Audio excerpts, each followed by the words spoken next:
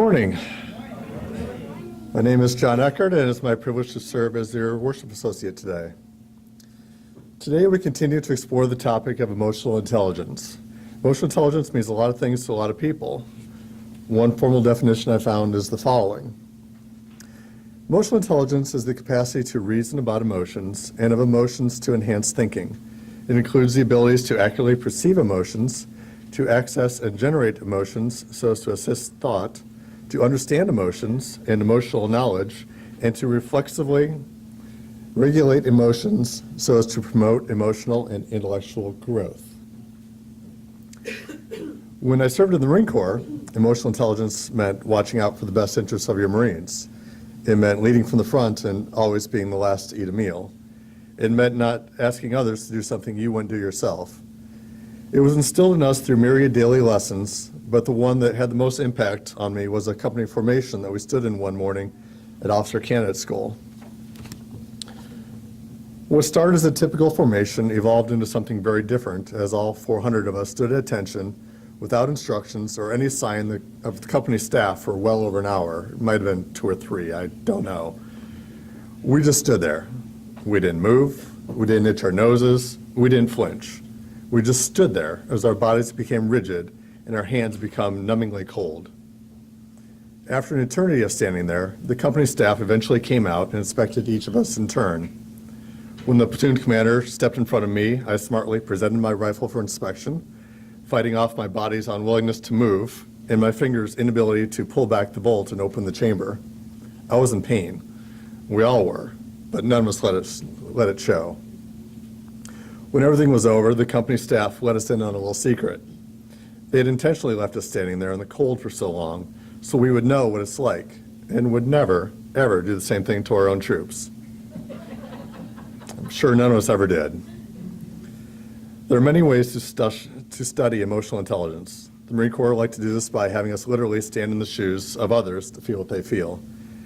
I think there's a lot to be said for that approach, so I share it as an illustration. There are many ways in which we can all improve how we relate to the others and the struggles that they face. We are a liberal, progressive congregation open to those who share our values of free thought and lifelong learning. We welcome you without regard to race, creed, age, economic status, physical ability, gender expression, or sexual orientation. These are some of the categories that have divided rather than united people of faith. We do not require that you believe the same as we. Indeed, here you will find many paths. Welcome to Tapestry, a Unitarian Universalist congregation. Thanks, Chloe. Our minister, the Reverend Kent Doss, is not in the pulpit today. He'll return next weekend. Today we have the privilege of welcoming longtime members Richard Lappin, Celia Young, and Dave Kinnear as our guest speakers. They'll be speaking on this topic of emotional intelligence.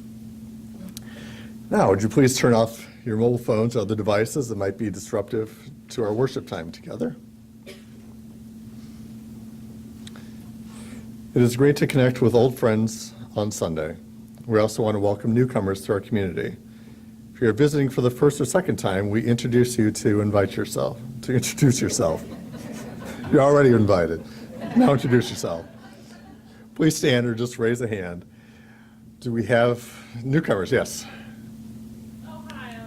We're two sisters. We're twins. Where are you at? My name is Ashley, and I'm Savannah. I'm so excited to be here. Great. Welcome. Do we have any other newcomers? Okay, thank you. And thank you for sharing.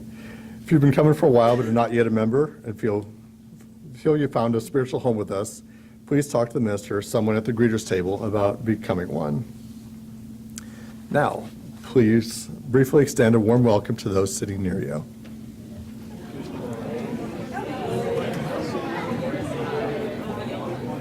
How are you?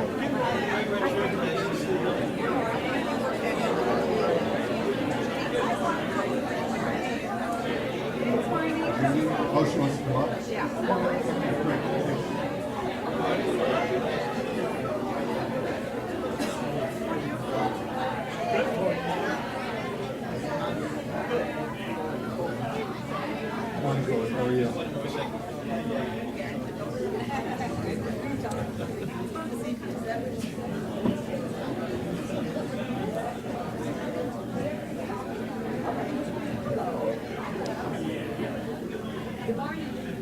Thank you, everyone, and as a reminder, after the service, we'll have treats outside and we can continue to catch up.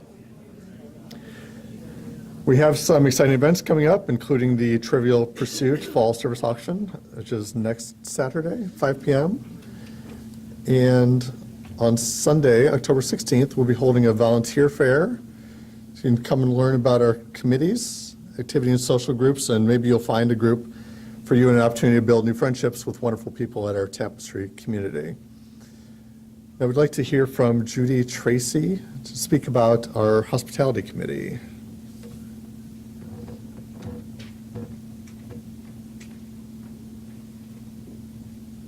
Good morning.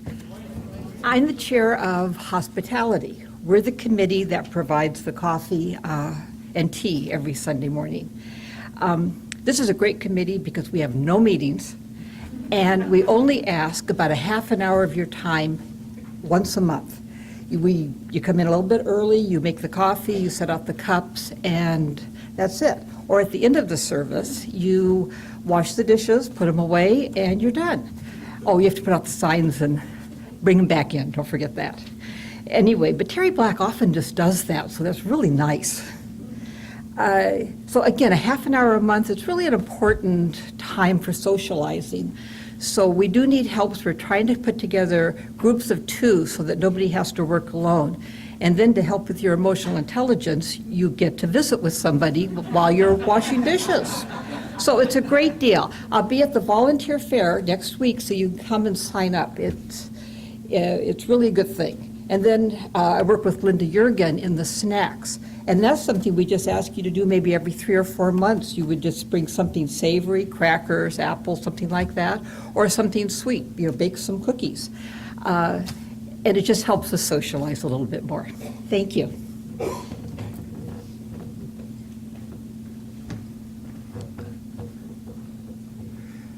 You can find additional information about Tapestry events, worship services, and your order of service in the newsletter or on the website.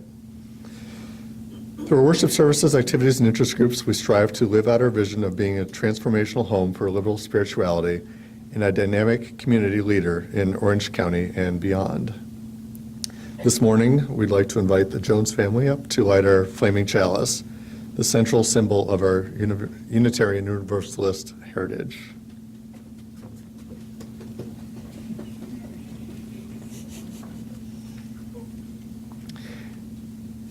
Each morning, we must hold out the chalice of our being to receive, to carry, and give back. May we know once again that we are not isolated beings, but connected in mystery and miracle to the universe, to the community, and to each other. Thank you. Now, please join me in saying our covenant, followed by the song of affirmation. Love is the spirit of this congregation, and service is its law. This is our great covenant, to dwell together in peace, to seek truth and love, and to help one another. Today's pastoral joys and concerns, Bev Huff shared that she'd like us to hold her daughter in her thoughts and prayers.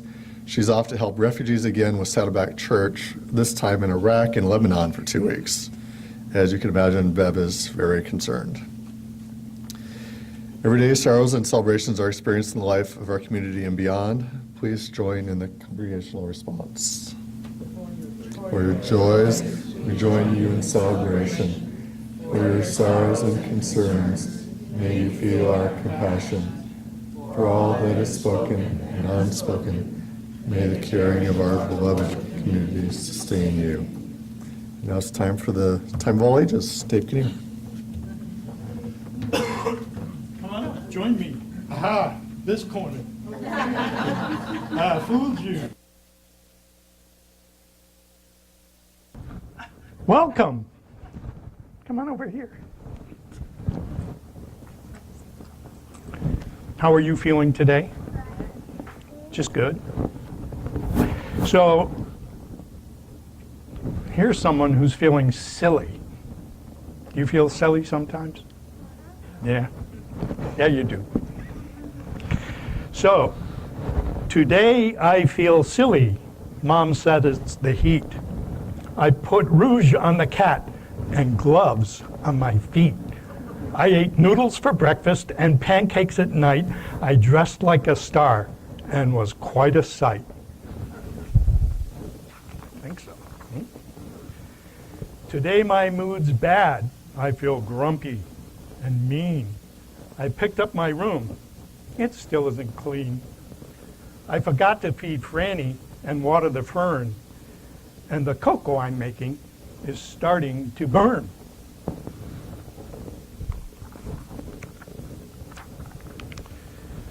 Today I am angry. You better stand clear. My face is all pinched and red ear to ear. My friends had a play date. They left me out. My feelings are hurt. I want to shout.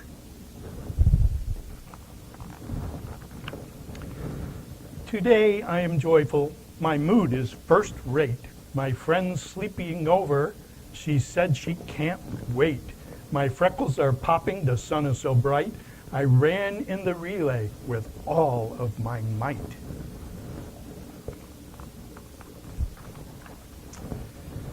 Today I'm confused. My life's getting hairy. Sam says he's my boyfriend, but I know he likes Mary. My mom told my father he might be a dad. I might get a brother. I'm not sure I'm glad. Today I am quiet. My mom understands. She gives me 2 ice creams, and then we hold hands. We went to the movies and then had a bite. I cried just a little and then felt all right. Today I'm excited. There's so much to do. I'm going to sell cookies and lemonade too. I'm starting a club to go clean up the park. And I've got a big crush on my teacher named Mark. Today I am cranky, so nothing seems right. I have diarrhea and broke my new kite. Mom dyed her hair orange. My dad shaved his beard. My tooth came in crooked. This family is weird. Today I am lonely. I feel so small. My auntie's away. I wish she'd call. My mom's working late and my dad has the flu. And although I've got stuff, I've got nothing to do. Today I'm happy. I'm walking on air. I learned how to knit and to French braid my hair. I did my first solo in hip hop and jazz. This day's been so great, I'm full of pizzazz. Today I'm discouraged and frustrated. See, I tried to go rollerblading and fell on my knee. I really want straight hair, but mine's curly Q. Should I cut it or grow it? Oh, what should I do? Today I'm sad. My mood's heavy and gray. There's a frown on my face, and it's been there all day. My best friend and I had a really big fight. She said that I tattled. I know she's right.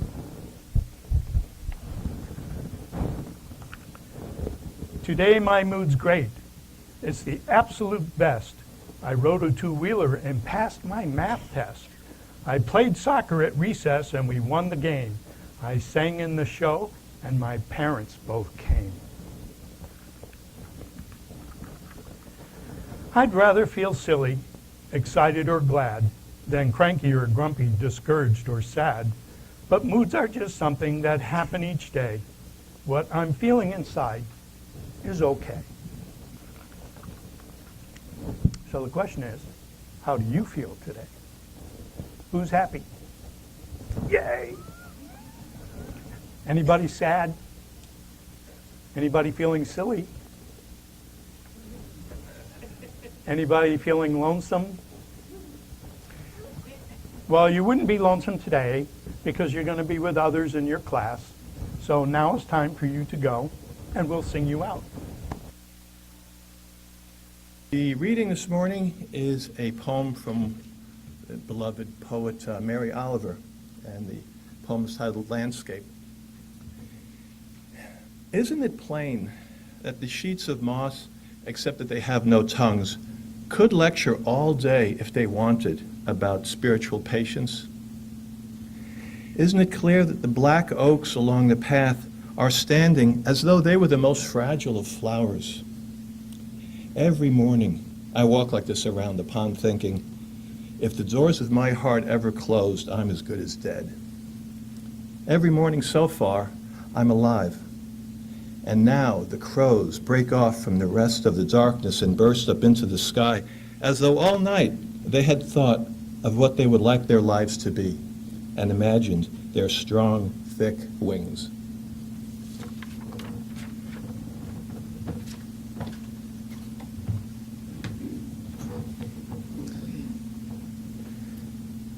Now please enjoy this morning's special music, followed by the time of silent meditation.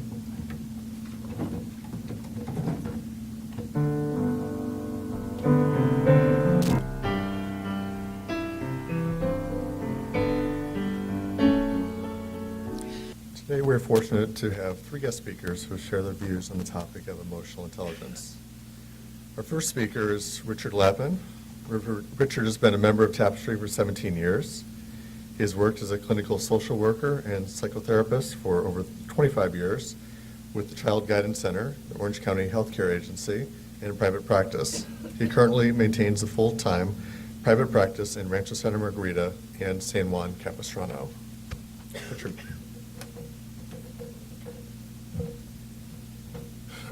All right, good morning. So, I was reading that recently Archbishop Desmond Tutu and Buddhist leader the Dalai Lama spent a week together in conversation in India. I don't know what these guys would sit around talking about for a full week, is the curry too hot or something? But what the takeaway from that, the message, at least one of them, was, as far as finding inner joy, was don't think too much about yourself. All right. Now, in all philosophies, at least in the West, one of the big ideals is know yourself. So I'm thinking, well, okay, you're supposed to know yourself but not think about yourself. It's too much, So for me, there's a little bit of a contrast, maybe not for anyone else. And so I came up with my own kind of crackpot theory about what happens.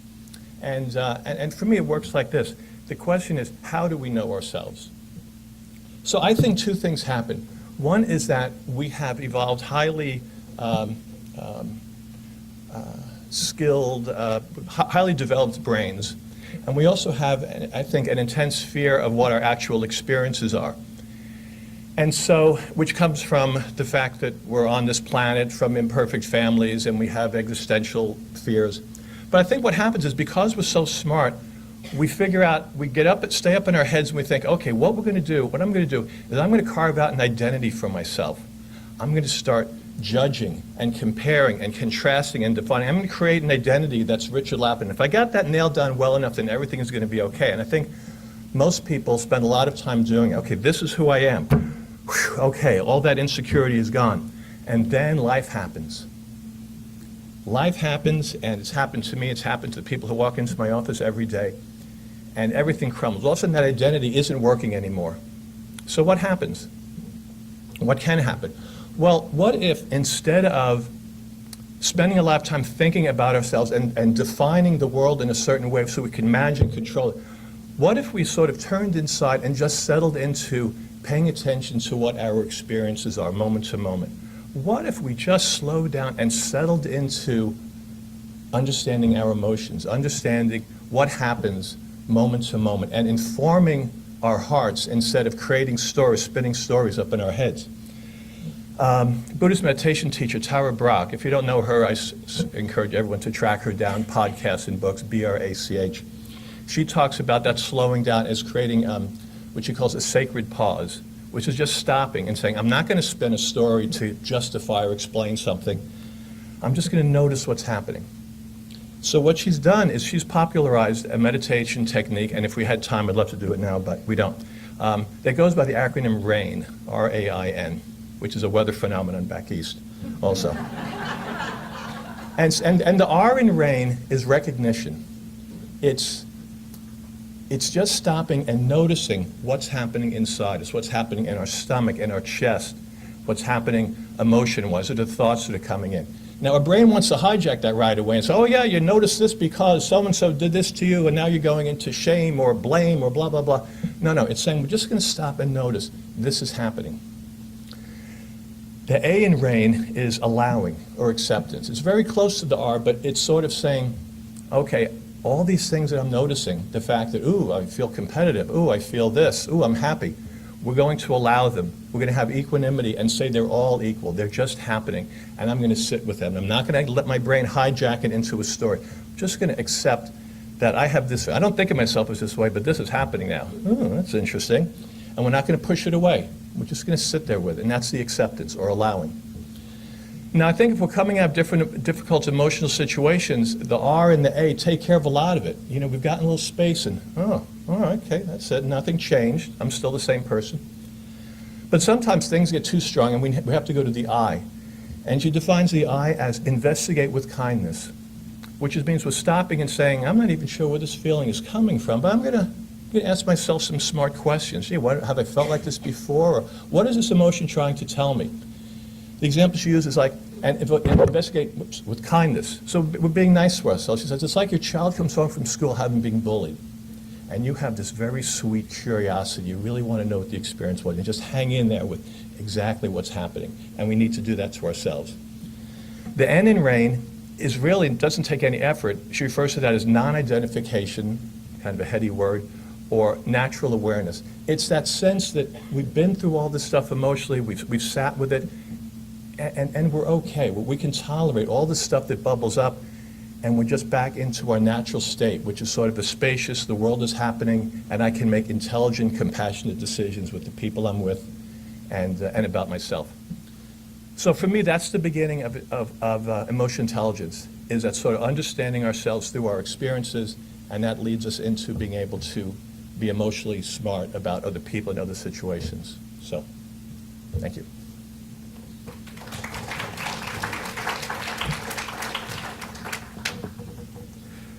Our next speaker is Celia Young. Celia is the president of Celia Young & Associates. Since 1986, Ms. Young and her associates have helped their Fortune 500 corporations change their organizational structure and provide a workplace environment that will embrace, value, and capitalize on their diverse and innovative talents in order to maintain their competitive edge in this increasingly global market. After working in her field for over 30 years, she concludes that no sustainable change can happen without committed and competent leaders. Helping increase their emotional competency is the bedrock of her work. She holds a Bachelor of Arts degree from Fu Ren University in Taiwan, a Master of Business Administration degree in Marketing from Michigan State, and a Master of Arts degree in Counseling Psychology from Pepperdine. Celia. Can you hear? It's on. We originally had an intent to weave our story, so I'm going to see how I'm going to weave from what Richard just said. Right? So one of the things that I got from your conversation is that about being aware of our own feelings, but not hold it too tight. Right? So, but in order to be aware, you first have to be present. So if you're not present, then you don't feel a thing. So I'm going to ask the audience right now to wiggle your toes right now. Move around in the seat to see, can you find your ass? Right? Because if you're not here, then it doesn't matter. I could tell you 10,000 words. It just goes somewhere, right? So emotional intelligence start with awareness. Then you have the empathy. But you can't have empathy if you don't own the feeling of yourself. So here's what happens, when we're born as babies, just like this book that Dave just read.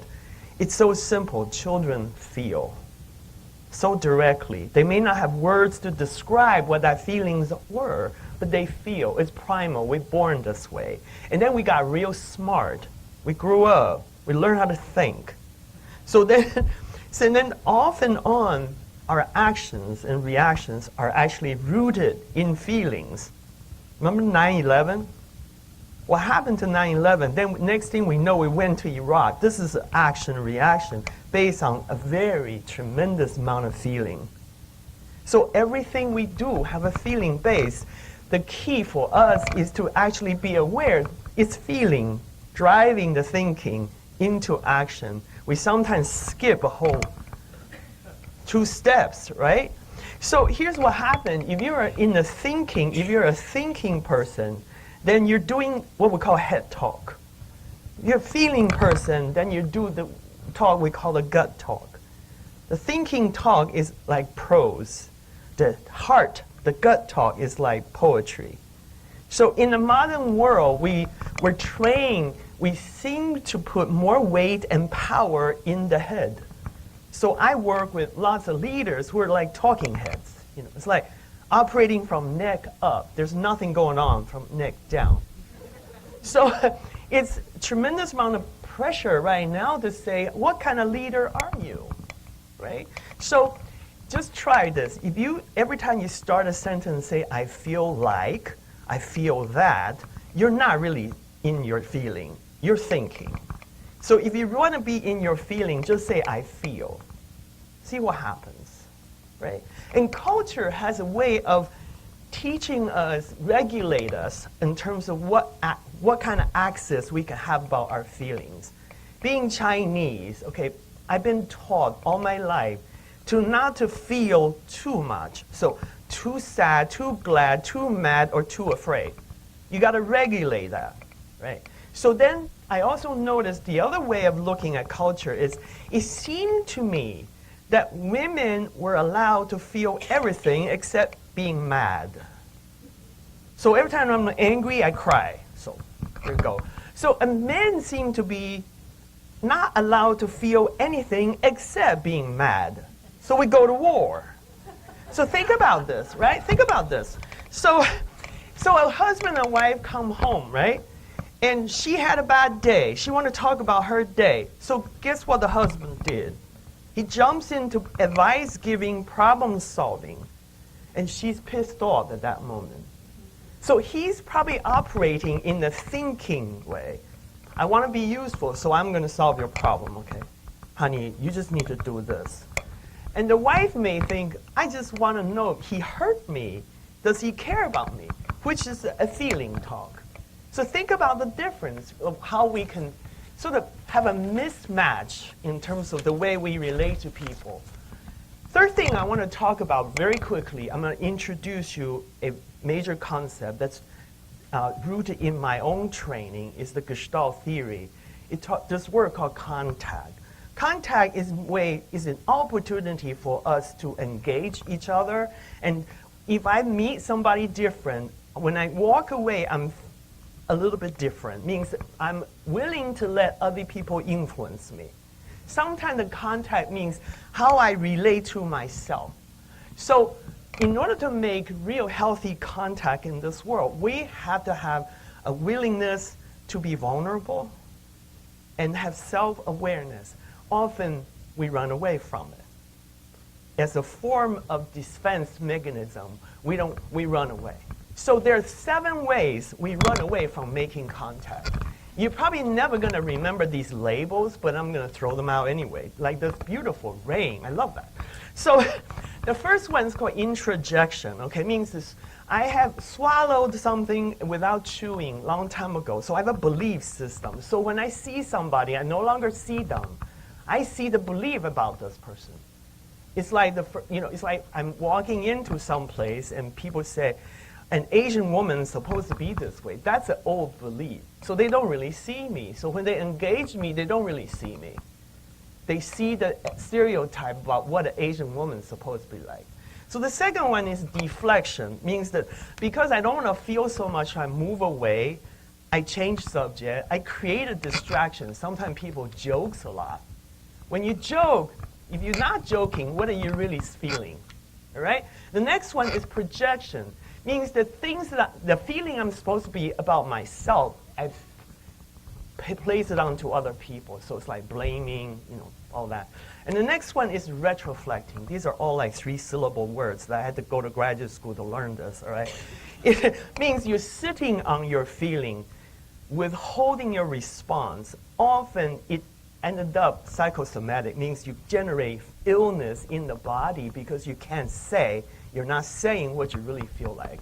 The next one is desensitization. That's a typical way we as modern world do to ourselves by numbing us, whether it's using drug, alcohol, any other format to not to feel, right? And the next one is called confluence, means basically so agreeable with other people that self just sort of disappeared. We do that often, just go along and agree with people. The last one is called egotism, which means it's all about me. There's no other, it's all about me. It's just talking about me. So there's 7 different ways we interrupt our ability to make true contact. So in order to be real healthy, emotionally healthy human being as adult in this world, I would want us to pay more attention how often we use any of these interrupters so they stand in the way for us to have healthy relationship. Thank you.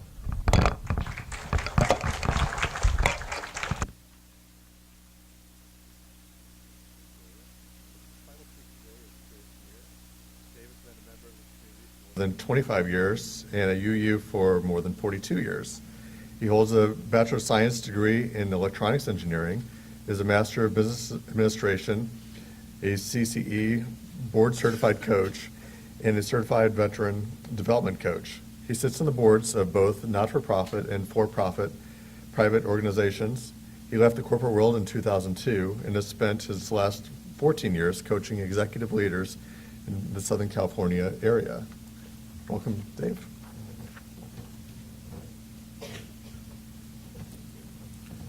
Good morning.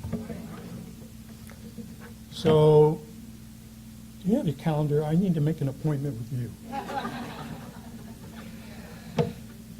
As John mentioned, I'm Dave Kinnear, a longtime member of this congregation.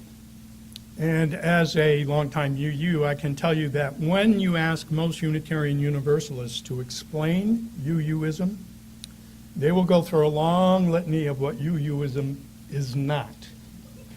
So I'm here to explain to you as a living example of what emotional intelligence is not. So here's some examples. EI is not living in your cerebral cortex, which is what I always do. It is not being oblivious to your own emotions or the emotions of those that you're speaking with, as I often am. It is not ignoring how change or stress or the spoken word is impacting others, as usually I ignore. Yep, I'm usually not an example of high emotional intelligence. I find human emotions quite quaint and very illogical. Spock and I are brothers from another mother. Still, despite all that, I'm here to tell you that I have a finely tuned and highly active emotional intelligence. She's sitting in the front row. I find it logical and efficient to outsource my EI tasks to her. Thank goodness I met her when we were quite young, so she has been able to help me survive in this world with all of you limbic-driven carbon units out there. I have, after a fashion, even learned how to improve my own EI along the way. And that's the good news. EI, unlike IQ, can actually be improved, or in my case, learned. Late in life, I have had to learn to connect more deeply with other human beings. I've learned to listen and to identify the emotional content in our conversations. When I'm rested, focused, and on my game, I'm pretty good at it. However, when I'm tired, stressed, or otherwise thrown off my game, you will not observe a high level of emotional engagement on my part. Now, don't get me wrong. I will, of course, be experiencing emotions, just like you, but I will not necessarily acknowledge either your emotions or my own. We will, hopefully, still interact and still have a lucid conversation, but you'll walk away wondering if I really understood you. And frankly, I didn't. Not on an emotional level, anyway. And not at the moment. But a day or two later, I'll be processing the emotions involved in our conversation. it seems like I have a long delay between my limbic system and my cerebral cortex. So what drove me to all this self-awareness and EI work was a fairly lengthy journey up the leadership ladder in large corporations. Along the way, there were many personality surveys, training classes, and firsthand experiences to be had. This process was greatly accelerated about 14 years ago when I started my own consulting firm. I now provide executive coaching to roughly 24 leaders in any given month. This work is done individually and in groups. What I now know is that leaders with low emotional intelligence will not make it very far for very long. Sooner or later, they will experience the so-called Peter principle. That is, they will rise to the level of their incompetency. Generally, that incompetency isn't technical, but rather an incompetency of leadership and emotional connection. I understand leadership as a process of social influence which maximizes the efforts of others towards achieving a goal. I also understand that generally employees don't leave their job, nor do they leave their companies. They leave their boss due to the boss's low EQ. Emotional intelligence is often described as the capacity to be aware of, control, and express one's emotions, and to handle interpersonal relationships judiciously and empathetically. That's the point of truly inspirational leadership, having relatively high emotional intelligence. They handle interpersonal relationships judiciously and empathetically. They do so among their employees as well as their peers. They have clearly stated values and visions and missions. Successful leaders are very self-aware, humble, self-confident, and inspiring. They enroll others in their vision and hold themselves and their teams accountable for achieving their shared vision. It is likely that Homo sapiens sapiens has always been a complex animal, and the relationships between the members of our subspecies has been fraught with drama and violence. Add to that complexity of our species the exponentially increasing complexity of our societies we have built, and we find a true need to increase the emotional intelligence of every single member and every human interaction of our global tribe. Work around EI is but one of the many ways to help our species evolve in a peaceful manner. So by now, you might well be thoroughly confused about EI. Still, if you want to challenge, validate, or just simply commiserate with us, Richard and Celia and I will be available at the end of the room, at the back of the room. So please join us.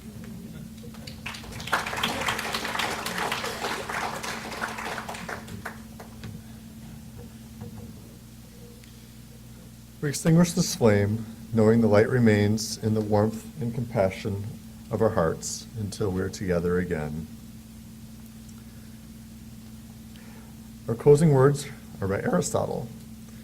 The ultimate value of life depends upon awareness and the power of contemplation, rather than upon mere survival. Shalom, salam, namaste, blessed be.